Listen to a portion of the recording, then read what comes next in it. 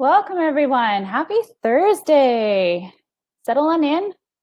As per normal, we'll get started in a couple of minutes, a minute or two running behind. No worries. So let me know once again where you're coming from, how everybody's doing. I hope everybody's good. It is weather report as per normal. If you've joined any of our webinars in the past, it is disgusting now. It's gray, it's humid, it's raining. I'm kind of very over the heat, but that's what happens. I see you. Hello. I saw Virginia briefly. I think I saw New York. Hello from Toronto. Wow, guys, I can't keep up with the chat. It's moving too fast. Very excited. Glad you're here. If you're coming for the first time, welcome. Welcome to the Hi Mama Helps webinars. Say that 10 times fast, please. And then if you're coming back, I saw Fort Erie. A little sad about Fort Erie this year. On a side note, I like to reenact in my spare time, usually a summer thing. This year, sadly, none of them are happening, but safety reasons first. So Massachusetts, Texas, Kenya. Hello, Philadelphia. Oh, I got that one really fast, guys. I'm getting better at it. Hope everyone's well. I know it's a little wild right now in the States, a little wild in Canada, Ontario. Welcome to phase 3 for those who've gone into it. And if you haven't, well, we're there soon. Let you settle in another minute or two. We're very excited for our special guests here today. So I don't want to spill the beans yet. Don't have to jump into it quite yet. But I see some more Kenya. Hello, Kentucky, Hawaii. Hey, maybe one day I'll get to Hawaii. It's on the hit list. It really, the bucket list is pretty massive, but we will get there. Tennessee, New Jersey, Los Angeles, California. Also haven't been to LA, also on the hit list. I won't lie. There's a couple of really cool places in the States. Hello from Massachusetts. It's your birthday, Stacy. Happy birthday. What a way to spend it with us on a webinar. Hope you have a nice little adult beverage with you, like you should. Congrats. Hello from Detroit, Alabama. Minute or two more here. Just let everyone settle in. If you haven't had your glass of water yet, or whatever you're drinking, it's your choice. Please, grab your water. We're going to get started in just a moment. We're going to talk a little bit more about the classroom. We got some really cool people coming on here with us today. A little bit of kind of actually really two totally different perspectives a little bit. And I'm super excited to have our special guests on. Hello from Toronto. I see you there, Nadia. Nadia, I feel like you've been with us before. I feel like I've seen your name. Hello, Hayward. I hope I'm saying this right, Hilda. Hayward, California. If you have not been on a webinar with me in the past, you will know that I am not the best at names. So I do apologize if I do say your name throughout the webinar totally wrong. So I think we're going to just 1 minute here and just let everyone settle in on the last side there, and we'll get rocking and rolling. So very excited. And I'm very, very much looking forward to the next coming webinars. It's going to be a pretty good rock and ride over the next couple of weeks. So let's dive in, get started. So as some of my friends would say, buckle up, let's rock and roll. So like I said, if you have not been with us before, I'm Maria. I'm one of the early childhood educators here at Hi Mama. Working on the background here, chat and everything, is Carmen, my partner in crime, the brains behind it. Hi.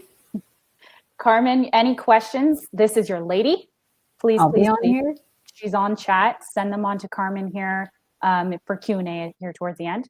And a little bit about our special guests here. We have Amanda coming in from Indiana, and we have Corrine coming here from Lakeview Montessori School here in Ontario. Some really cool little bits. Side notes, Amanda has been open during COVID, and Corrine is just getting locked and loaded and getting set up here. So I'm very excited to get some very different perspectives, as well as on Corrine's side of Montessori's perspective, if you've got that kind of school. And Amanda, I know that you have a lot of good tips and tricks to pass on. So we'll get there in a few minutes. So as always, everybody, I am not your face of legal advice.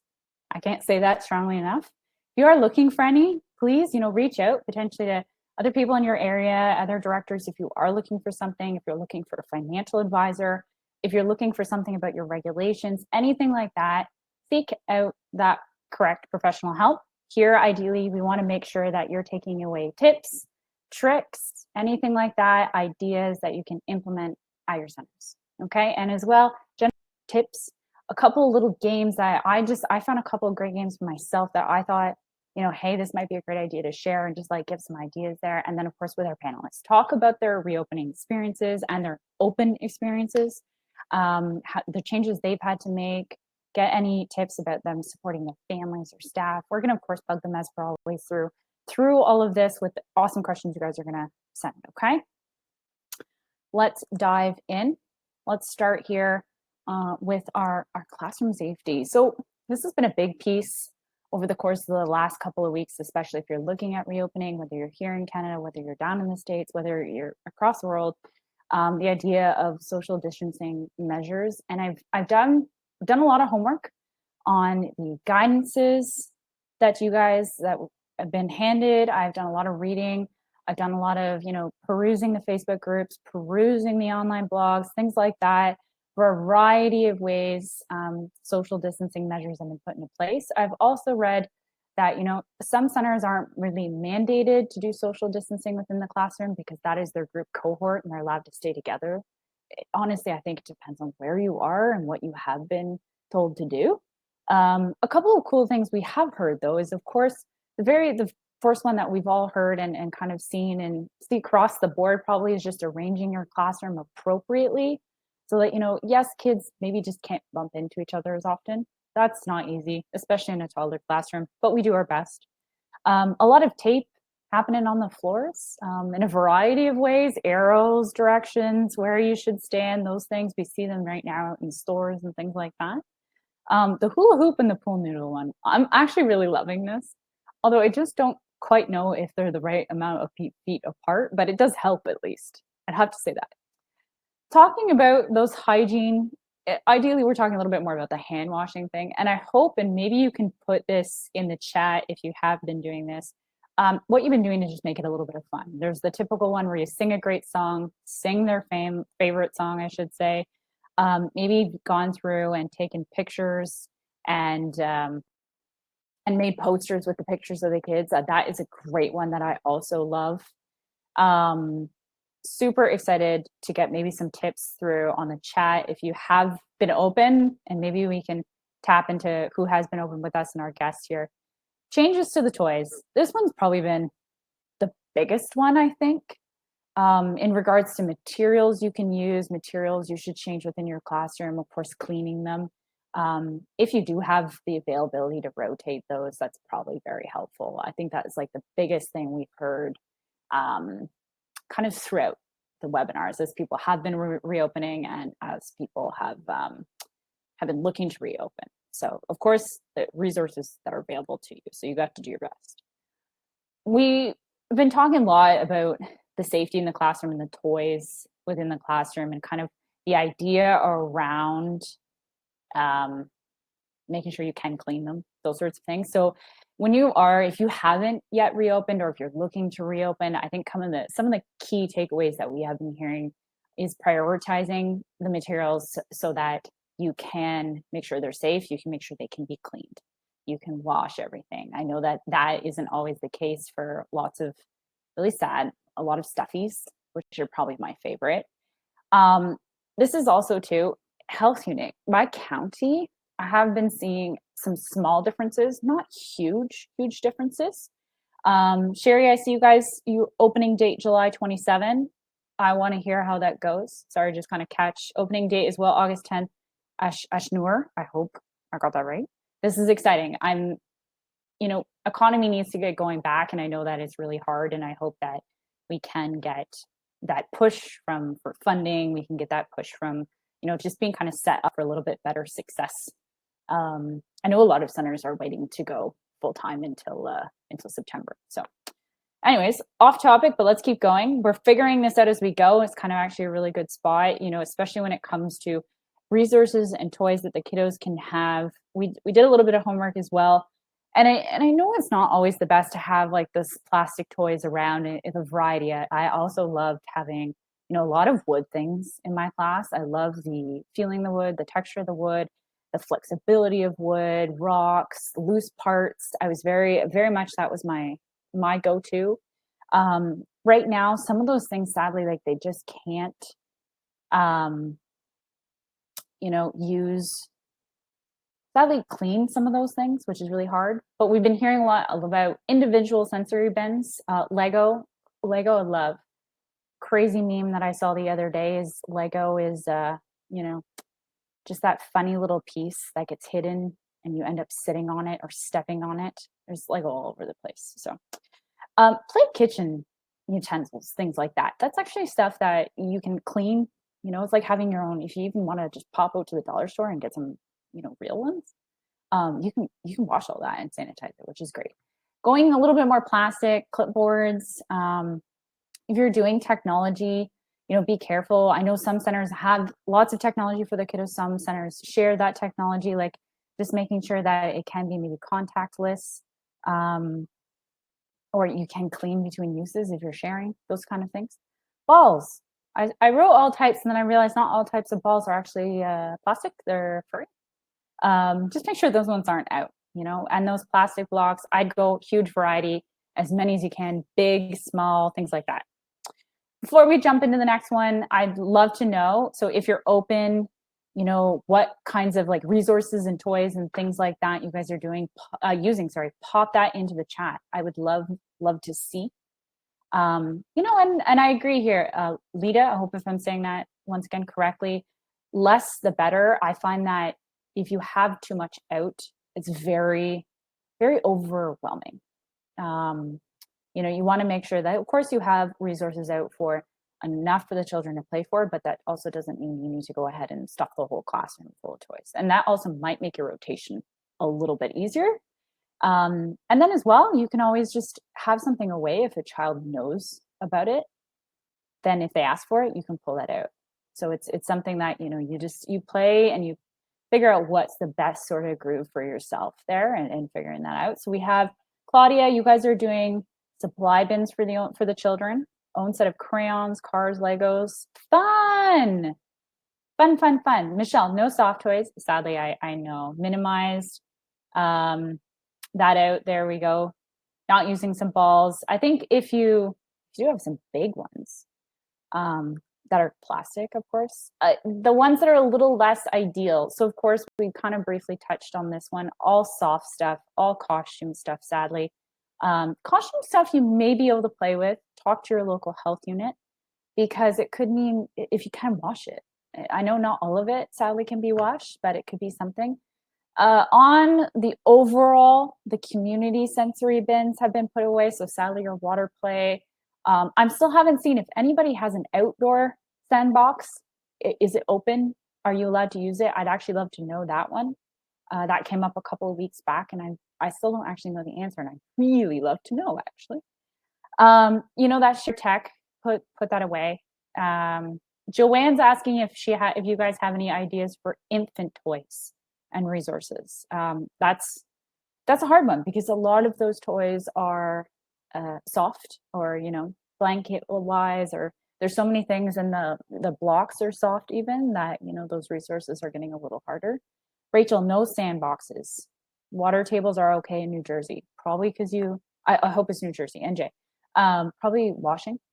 So a lot of places we've seen, sadly, no water tables, no sand tables. My favorite was sensory play.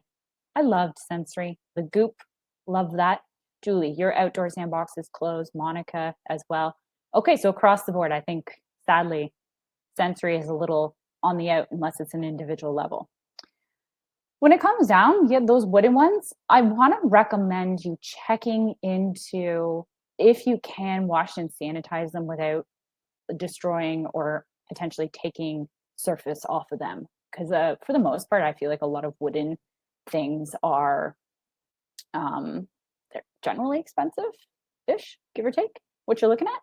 But at the same side too, you want to make sure that you can preserve it, keep it, and you want to make sure that they're going to last for you too. So if they can be washed and sanitized, I don't see why you can't have it out. But check with your local health unit. Don't make sure to they might say flat out no. So it's ideally, you want to make sure that everything is going right with that. Okay. Couple of questions coming through. So Marie, how do you open your school on the first day? I would love if anyone wants to put that in the chance how your first day went, and where actually I want to talk a little bit more with Corrine a little later. Give some points there. Some good questions, guys, coming through. I'm very excited. Let's keep going on our content here.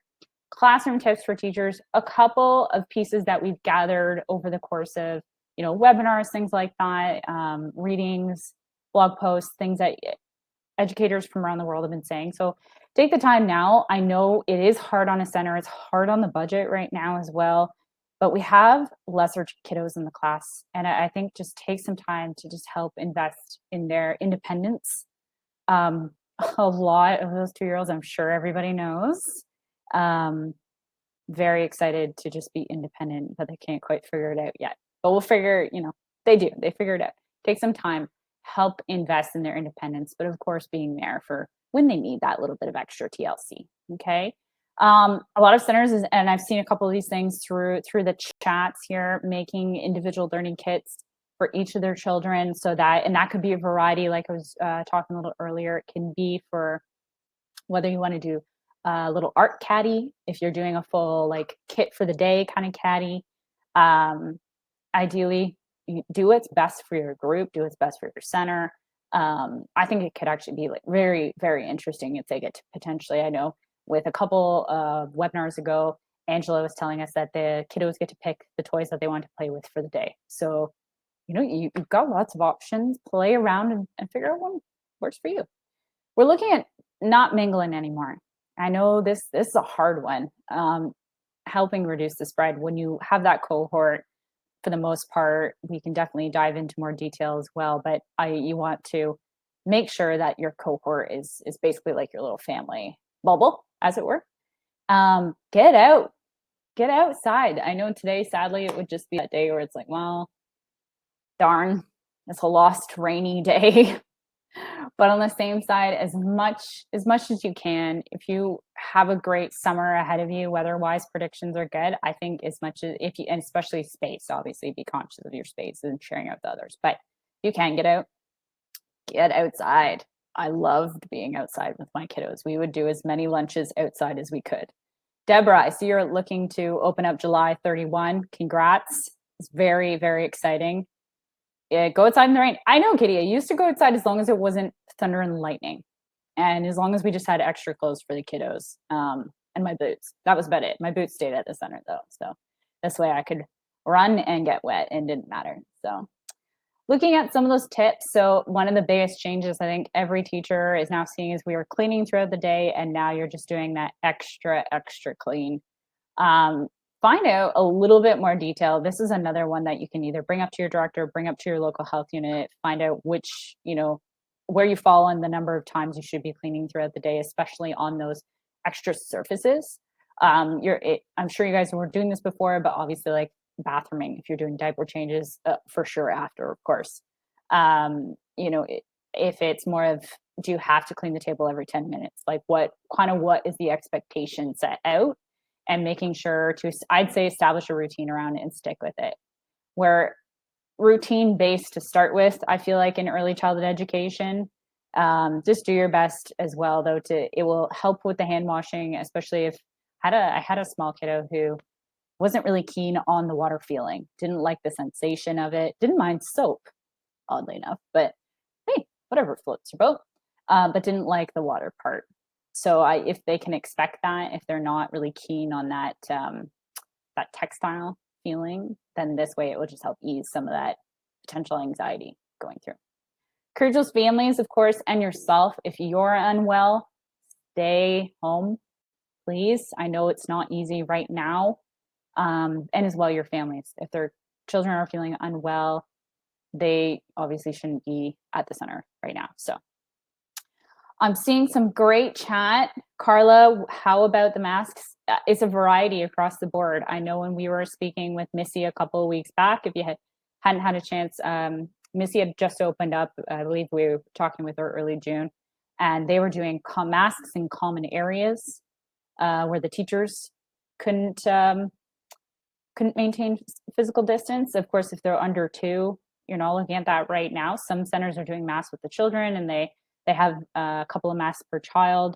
Some centers are not. So I think ideally it's going to depend on a couple of things. A is what your center decides to do. B is your health unit mandating that that's what happens. Is your guidelines mandating that would happen? So it's a good question, though. We potentially ask our guests in a couple minutes. Before we dive in, so these were just a couple of games that traditional games. And I think what we need to do is kind of just go back to some of those basics and take some of those games and add a bit of flair, add a bit of twist onto it, and have a little bit of fun with it. Julie, you guys, your children are not mandated to wear a mask once they're in the building. I think I've seen, I want to not say a common trend in that one, not quite yet, but I think most centers are doing that. I think it really depends, like I said, on what's happening. Going back to some of those games, tag, instead of touching, we're just trying to decrease the amount of I'm in your physical space. Grab a pool noodle and make a great game of tag out of it. I know as soon as I thought of that, my thought went to how hard can I hit the other kid off the top of the head with it? Is this going to happen? That would be my niece, everybody. That would be my niece. Simon says, traditional game, you can do it in as much space as you like, which is great. Lori, NYC children don't need to wear masks. I'm feeling more and more that the mask thing on the children's is a little less required. I think it's more the masks are definitely for teachers, and then those older children. Devon, required 10 years and up. That's per your governor's order. See, and that's why I mean it could be per state per province. So, detective. Okay, if you don't know the game of detective, where have you been all of my life? Okay, this was my favorite game. Absolute favorite game. You can do this game and you don't need to make any changes to the game except by spacing the kiddos out. So it's ideally just give you guys a couple of fun little ways. Start thinking about those traditional things, and there's no reason why the children can't still socialize. They're still having a little bit of fun. And this way it is, Shani is asking what games can you do with 12 to 24 months? And that one's hard. I find that it's going to be the hardest point for those infants moving into toddler area when they should be socialized, when they should be with their friends, when they should be learning how to share. And ideally, we just need to keep them safe right now. It will happen. We will come out of this, everybody. Not to fret there. But ideally, I think that was a hard one. With a 12-month-old, I would encourage a lot more independence. Potentially ask, getting them, especially to that 24-month, getting them to pick toys to play with. It's not an easy place to be. So great questions, guys, coming through. Keep them coming. Remember, message Carmen with any questions as we go through. I want to bring on the lovely Amanda coming in from Indiana, Life's Little Treasures. Amanda, everybody, I'm so excited to chat with you. Come on here, my dear. Amanda is coming in as administrator there. Cool aunt. Tell us a little bit more about yourself. I'm also, as you found out, a proud aunt myself. So I love, you guys have been open during COVID, working with essential services. Tell us a little bit more about yourself and, of course, Life's Little Treasures to start. Well, I just took over as administrator in January. So talk about, yeah, like, oh, you can do this. But I've worked there for about 14 years. Okay. And we have about 45 kids to 14 staff. That includes me. I'm not usually in a classroom, and our cook. Okay. We stayed open. We kept saying, if we hit 10 kids, less than 10, we were going to close. Okay. And we only ever got down to 12. So we stayed open for the people that needed us. And we were fortunate enough to get a grant through one of our programs that let us pay the employees while we were low. So we've been just way back up, and we are almost back to full right now. Okay. So now are you aiming to go back to full capacity, or is this like, are you kind of transitioning out of the essential service work, or are you just kind of doing both at the same time? We're back to anybody that needs us, really. Gotcha. We have a few that are still working from home, so they're not bringing their child yet. But for the most part, we have all of our kids back. Fantastic. That's awesome. So you guys have been open for the essential service work. Tell us a little bit more about the specifics. Did you guys ever have a scare of COVID happening, or how did it feel with the potential of anything like that? I know you've already gone for you're basically fully open, but what was the overall feeling maybe happening at the center? It was really strange because it felt more like that unity. Like, okay, this is what we're doing. We got this. Here's the plan. And everybody was on board. One Saturday, all the staff came in and we cleaned every bucket of toys from every classroom and then put most of it away. Yeah. So that everything was sanitized. It took us like 4 hours, I think. And we cleaned carpets. I made my boyfriend clean all the carpets while we were cleaning toys. I mean, you're dating me. This is life now. It's all good. I would. But I mean, it really was odd that none of us were ever really worried. It was just, this is what we got to do. We are supposed to take care of these kids. So how are we going to do this? What do we need to do? And that's what we did. We just kept the classes small. We kept the same teachers to the same groups. Perfect. And we tried to close as many classrooms as we could. Okay. So if we only needed to have like 2 rooms open for a week, we would just keep those 2 rooms open and sanitize the other closed rooms. So then we would, like, if we needed to open another room, that room would be ready. Fantastic. That's very smart on your part. I love that you guys were just, we got to do it. Like, I feel like every educator is like, let's just do this. We got to go. Like, we're gung ho to do.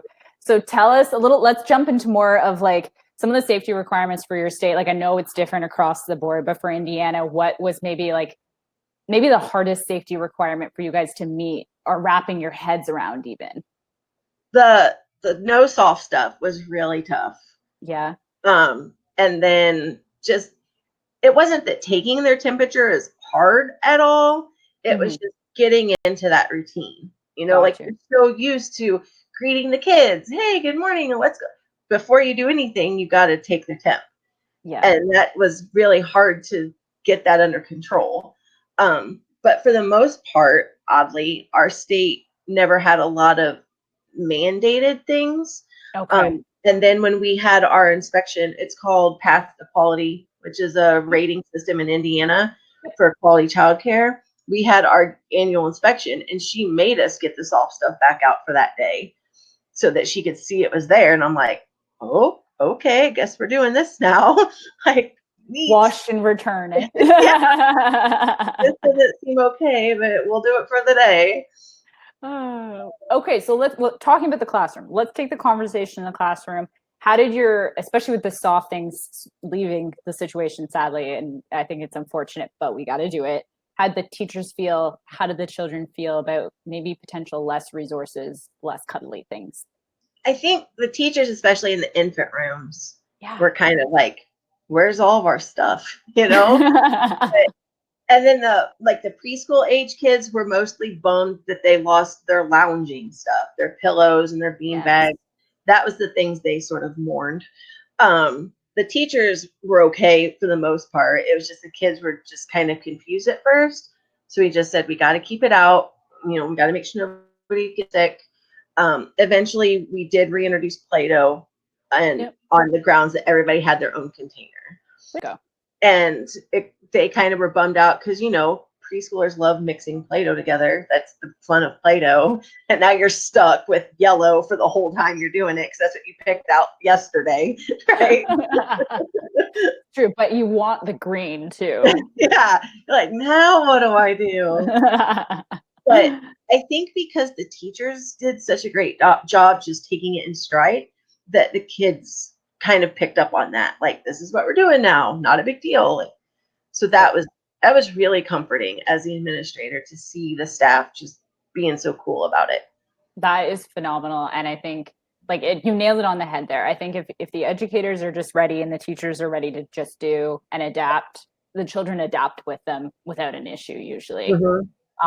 Just kind of any change there. So then tell us about you know, a little bit more about the tips on balancing some safety and is of course keeping that engagement, because that's obviously important. It's important to have the children learning, but of course might be down tools to do so. How have your teachers been handling that one? I mean, we have teachers are supposed to have an extra shirt. I told everybody that at the beginning, like have at least one extra shirt close, so that if something crazy would happen, we can at least get our clothes changed. But then at the same time, I kind of just say you got to go with your gut. Like I realize there's all this stuff happening. These kids don't know what's going on. You know, as the adults, we know what's safe and not safe, and we also know children. Like we know the kids in our classroom better than any other kids in the building. That's who we built the relationship with. Exactly. So it's if the teacher, it's her job, you know, to make that decision. Like if the teachers felt like they needed to wear a mask, they can wear a mask. We're not required to. But it's just you go with what's best and what you feel comfortable with, because you know the guidelines too. And I'm going to let you make that choice, because I don't feel comfortable saying, well, you can't hug your kid, you know, like, oh, they're crying. Too bad. Throw a Kleenex at them. It's just, we're the experts of our classrooms. Yep. And so if we make ourselves the experts as best we can of the regulations, then we can make the right choice of what we can do in our classrooms. That's super powerful. I mean, in every way, I mean, that is so, so powerful. Just so you know as well, you've got a lot of love in the chat. It was going through, I saw it. So with that said, if of course your teachers are working towards making better decisions, of course, and making sure their kiddos are safe, tell us a little bit more about the environment transition. Do you guys have an outdoor area that you like to mingle in?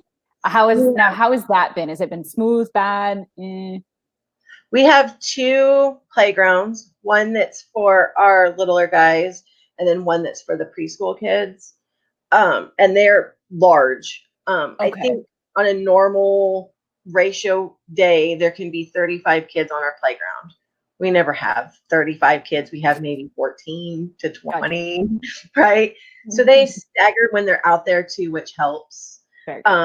And that has helped a lot. We were the winners of a grant that gave us funding to build outdoor classroom areas.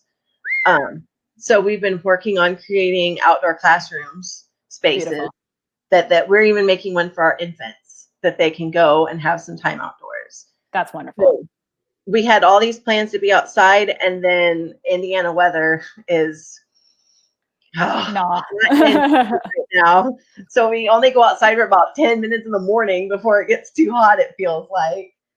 But all the teachers are told, like, if you can go outside, take it outside. Anything you can do inside, you can do outside.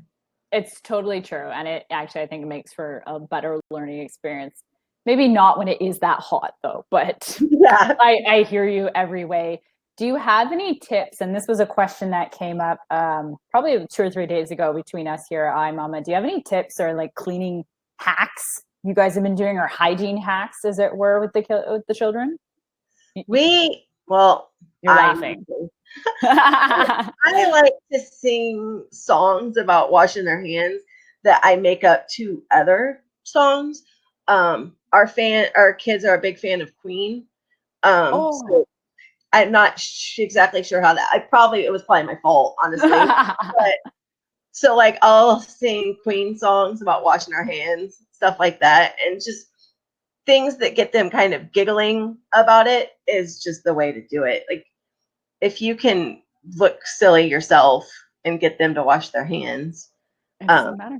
Yeah, that's it. Like just find something that gets them giggling and then just ride that train till it dies.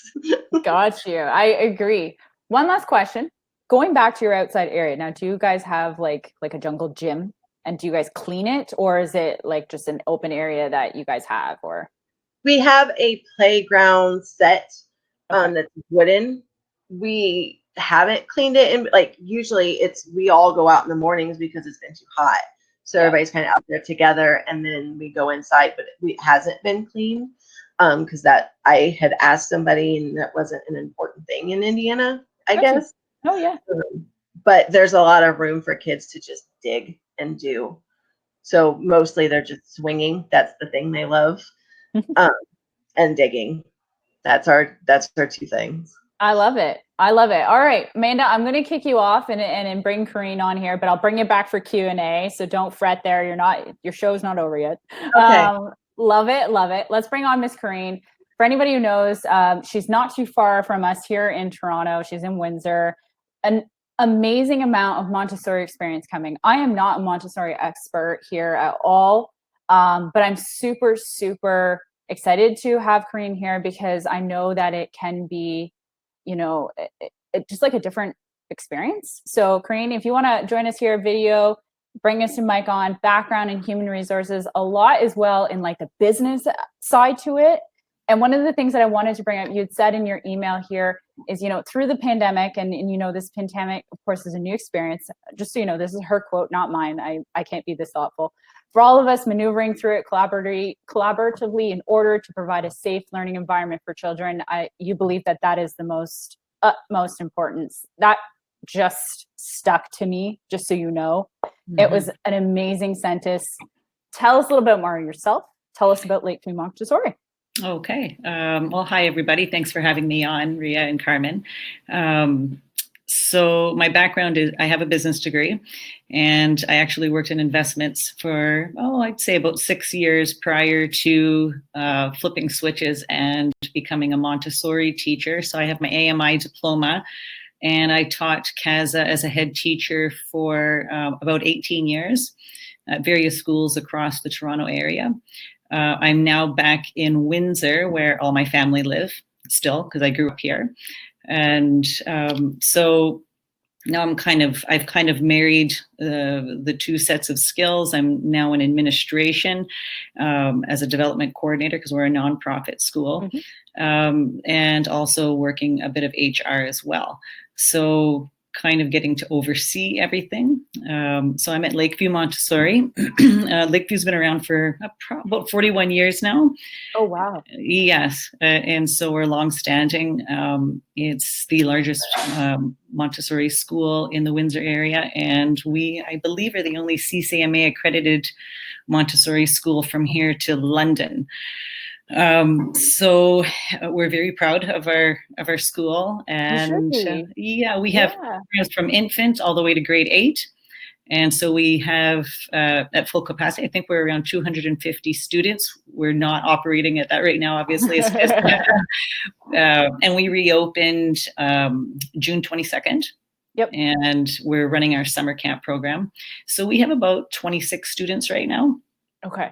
It's been a really nice way to gradually triage back into a reopening process, and then, incorporating all those different routines that we've never been accustomed to now with regards to screening and, cleaning like crazy and social distancing and all those mandates. Just so you know, Corrine, you're getting a lot of love in the chat as well. Both of you ladies have been super popular. Let's dive in though. So you've been closed, you open on the 22nd. Mm-hmm. How did you guys feel about the reopening guidelines that Ontario set out, and maybe, how have you been preparing to reopen? Because we obviously knew it was coming, but we just didn't know when. Correct. Yeah. Well, we had been working pretty diligently in the background for, the couple months leading into it. Mm-hmm. So once the announcement came out that childcare centers were officially able to open, we hit the ground running, all hands on deck. We had all our policies ready to go. And in fact, when we called our local health unit for Windsor Essex County, we actually informed them of the reopening. And we're like, okay, we got off our attestation to our ministry official, and we were ready to go. We brought in our staff, we trained all of them, and we put our staffing into play. Prior to, keep in mind too, we were doing surveys with our parents and keeping in constant contact with them weekly. Gotcha. Yeah. So we were getting feedback on who would be prepared to come back, so that then we can proceed with what our classrooms would look like, what our needs were. what their needs were, then what our needs were going to be for staffing. And then we put it all into place, and we set up everything, our screening areas. We designated somebody as an official cleaning person. Got you. Yeah. And in the screening area people too, we had everybody very specific to their roles. And everybody was very flexible and kind of adapting to different responsibilities that they normally might not have as a teacher. We've been kind of just rolling with it, and it's been going quite smoothly, actually. So we're pleased. Oh, good. I'm glad to hear. And for those who don't know, the Windsor-Essex area has been very hard hit recently with COVID. So hearing you guys are open and you're so successful right now, that makes me very happy. Montessori is very different. I really don't know a lot, but one of the questions we wanted to ask is, of course, I know the setup, the classroom resources, they can be very different to a typical classroom. Oh, yes. I know a lot of wood happens in there, but tell us a little bit about the changes you guys had to make into the classroom, and maybe any cleaning tips to go with this, because I know it's a big question when you have a lot of wooden materials, if you guys are doing that route, of course. Yes, we stuck with a lot of our wooden materials, because part of the Montessori classroom is is the prepared environment, we like to call it. And the activities there are a lot of manipulatives, which need to be very aesthetically pleasing. So they call out to the children. The children want to work with them because they're beautiful. So we really tried our best not to compromise the integrity of the Montessori method that way. Of course, we took into account that anything made of fabric, we have activities called dressing frames, where it establishes independence within the children. They learn how to zip and tie their laces, and all on these particular frames. A lot of them are made of fabric. So certain activities like that, we had to adjust and pull out. We have a lot of our practical life area of the classroom, it's called, has a lot of pouring activities with water, polishing, different activities like that. Yeah. So there, and a lot of food preparation. So we had to kind of accommodate for that as well too. So maybe we're not pouring rice right now, we're spooning beans or pouring water. We've kind of put some other kind of objects in there for now. It's a temporary thing. We're hoping that we'll eventually get, back to, and hopefully, within a year's time, at least, something that we can, that is more familiar to us. But we're doing our best. We're doing our best for sure. It's definitely not easy. And from the sounds of it, your teachers are adapting, which is phenomenal. Of course, they know that this is not this isn't going to be forever. We might be a little while, but it's not going to be forever. And at least they're making that great adaptation to at least fill those little gaps. So tell us a little more about the teachers adapting to the changes. And do you have any tips for teachers who are potentially going into this position, or who maybe are struggling to kind of adapt to the classroom changes?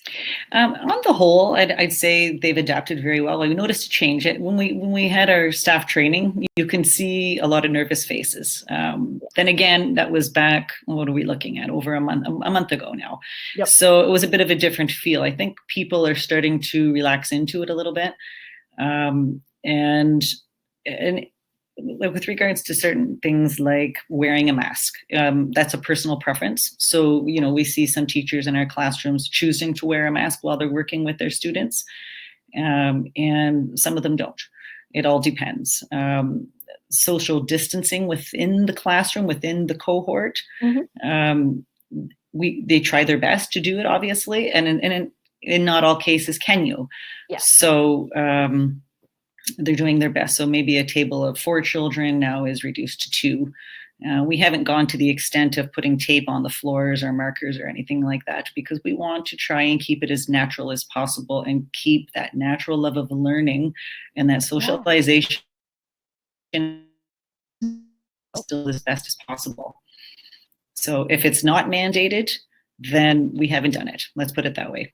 But again, we're making sure. We made sure we really crossed our T's and dotted our I's to make sure we're going above and beyond and have really heightened health and safety measures. But at the same time, we don't want to cause unnecessary anxiety in the children. And that's fair. And I think as well, when if you're causing anxiety potentially in the children, then the teachers are probably also anxious, and then that you're just on a downhill roll from there. Touching base a little bit, because you'd mentioned physical distancing, like I know you guys, you're not doing the tape or anything like that. How is your teachers encouraging just kind of maybe physically being apart from their friends right now? I know Montessori is very independent, so it kind of, you're already set up for it probably. Well, it is independent, but there's a lot of movement about the classroom. Yes. So, and there are some small group activities that take place, but again, because there's such fewer students in the classroom right now, it's not a huge challenge. So if we do gather at circle time, they're very spaced out. It's easy at this particular point to, limit 2 children to a table. Come September, that's going to be a different story, obviously, but we'll cross that bridge when we get to it. I don't blame you. Really great question here. And I think this is from Gisela, and I hope I'm saying the name correctly again. What have you put in place? What have you put out to replace the practical life? Do you have any suggestions or thoughts? I feel like she's maybe looking for some. So.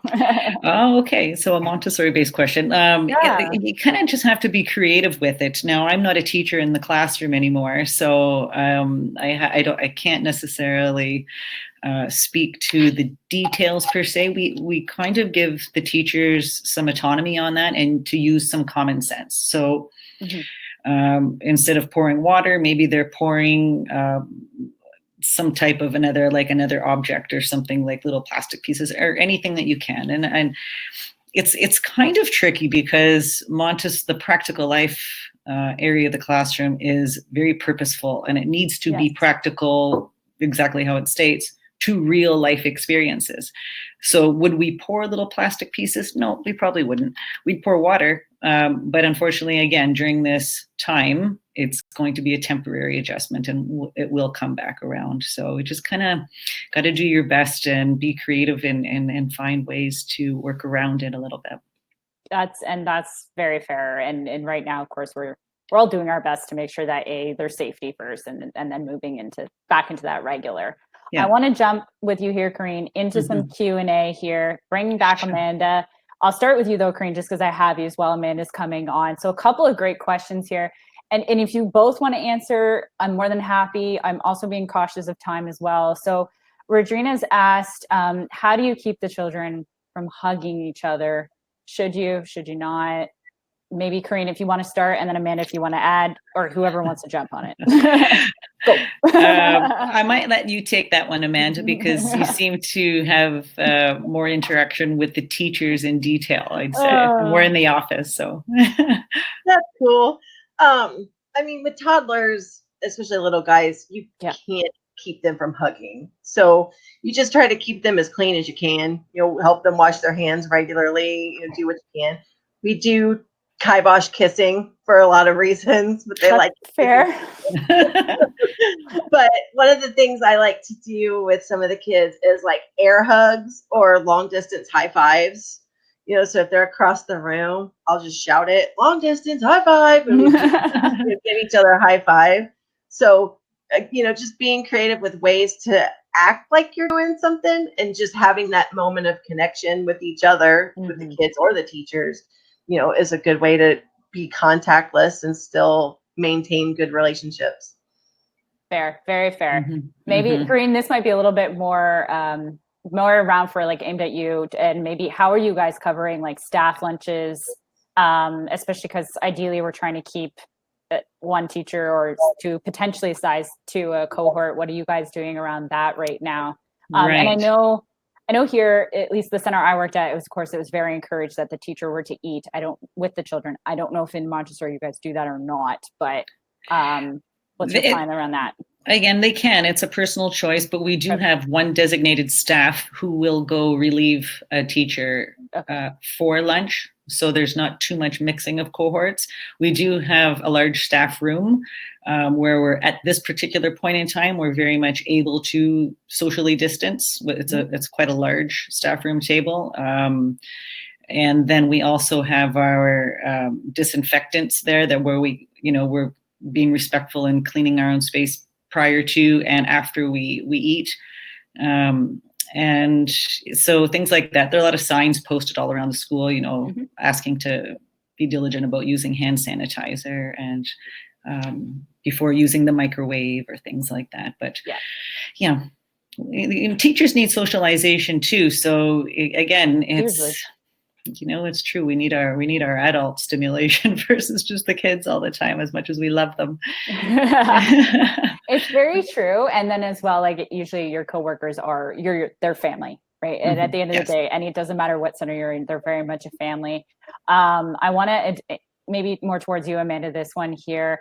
How are you assuring, because it actually ties into what you were saying, how are you assuring assuring a sad child, if they're having a hard time coming in, what are you guys doing there with maybe smaller ones? This is probably more aimed at a younger age group too. So it kind of varies child to child, but if there's a certain toy or a book that that kid likes, or even if they've been out for a while, and they're coming back Monday, check in with a parent or grandparent, whoever they're with, and say, what have you been doing while you've been out? So that you can have something similar in your classroom. So if they've been reading the same book over and over and over every night, you can have a copy of that in your book center or whatever. I know with some of our younger kids, the thing that they've started really enjoying is watching the parents leave out the window. So they can look out the windows and watch mom or dad or whoever leave, and then they can wave goodbye that way. And that's helped some of our toddlers in the morning, like our 1-ish, 2 toddlers, being able to watch them go and wave, and then it's okay, that's done. Well, let's get started and do our thing. And you want to know what I think that it stems back to being able to just you have to just keep doing what you're doing. And of course, if that child, I'm sure, needs a hug, I would dive in and probably do it. I'm sure you guys would too. It's totally up to you though. It's personal choice, but of course, take it that level. Okay, I want to hear a little bit here. This one would be a great one here for you. Probably last question just for you ladies, just to be on time. But Corrine, for you guys, what is your screening procedure look like right now for check-in and check-out? Right. At this current time, we're just using, we have many entrances and exits at our school, but we're using one set of doors on the south end that's where our screening area is set up with our signs. Our list of questions are there, like the whole screening list. They have to immediately come in. A parent can enter into the screening area with their child. They have to immediately hand sanitize.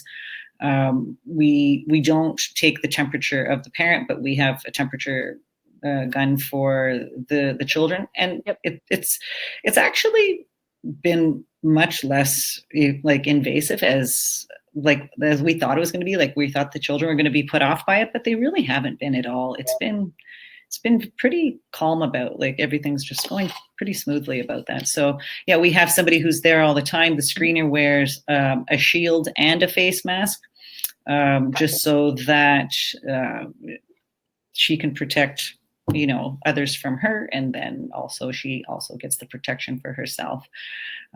So that's how it's going in the morning.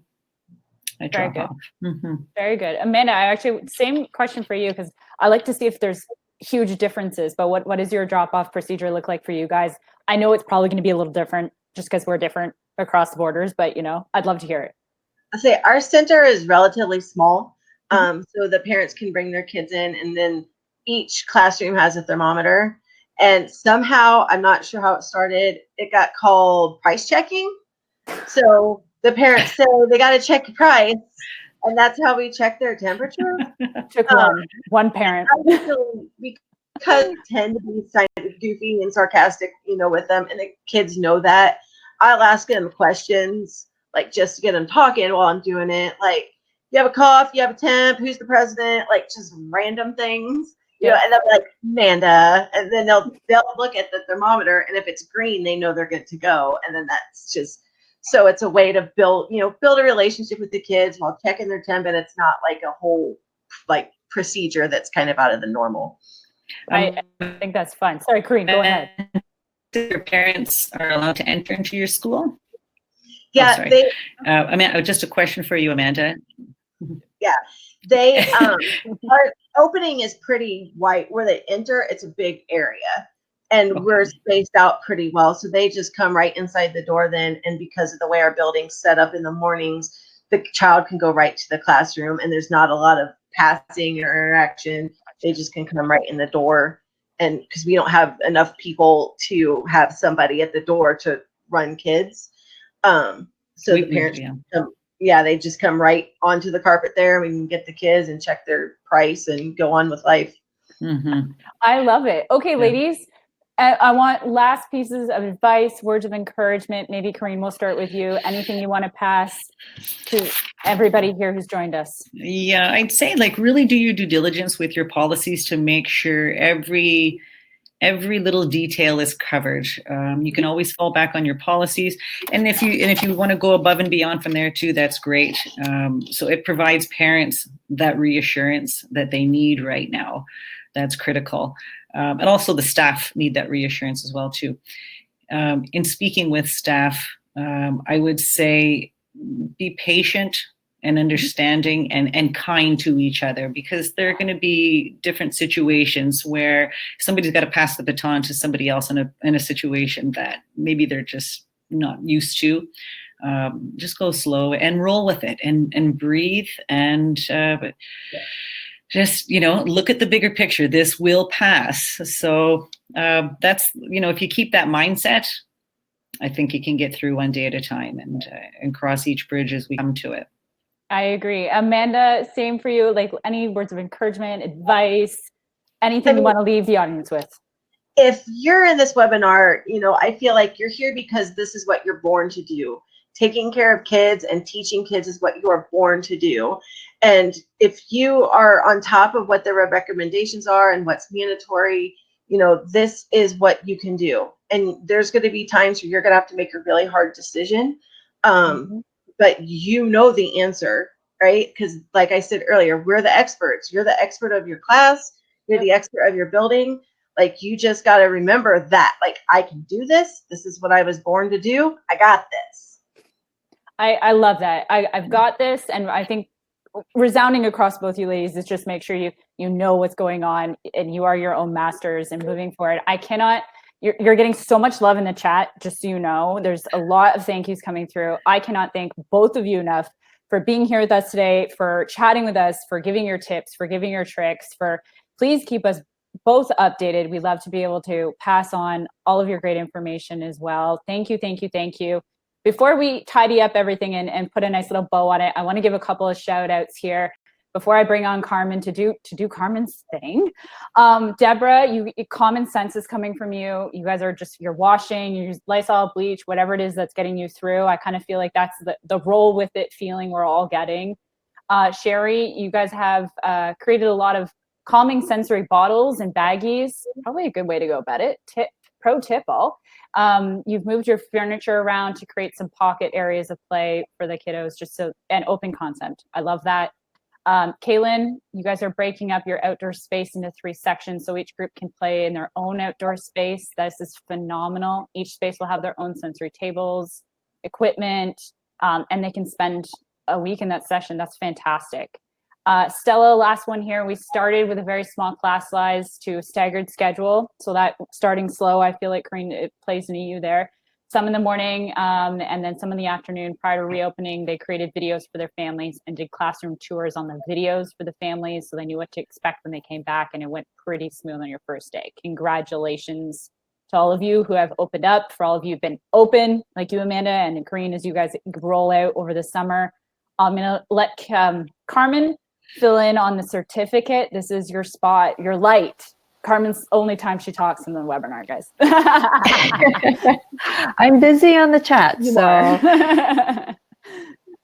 everyone, as usual, I've shared the certificate in the file section. You do need to fill out your name and your center name information. So that's super business as usual. It will also be emailed out to you. And for next week's session, we're actually focusing on supporting children with trauma-informed methods. So that's a huge one that we've had a lot of people asking for, how to ease children back in, how to support families, and also kind of tackling it from COVID-19 has been traumatizing. So definitely register for that. Registration is going live on Monday. And if you want some one-on-one time, I've included the Slack group link in the blue box above. So click on that link and we'll be on Slack for the next 15 minutes to answer your questions. And thank you so much, Corrine and Amanda, for joining us today. You guys were awesome. And everyone for hanging out with us for the whole hour. We had so many contributions and ideas. I'm actually going to put that all in the blog post. And yeah, I'm excited to see you guys next week. And thanks so much. Hope you guys are staying safe and healthy. Yeah. Thank you Stay again, safe. Corrine and Amanda. You guys have been phenomenal, phenomenal, phenomenal. From everyone here at Hi Mama, stay healthy, stay happy, stay safe, stay cool in the hot weather. Awesome. See you guys. Goodbye. Everybody. Bye. Bye.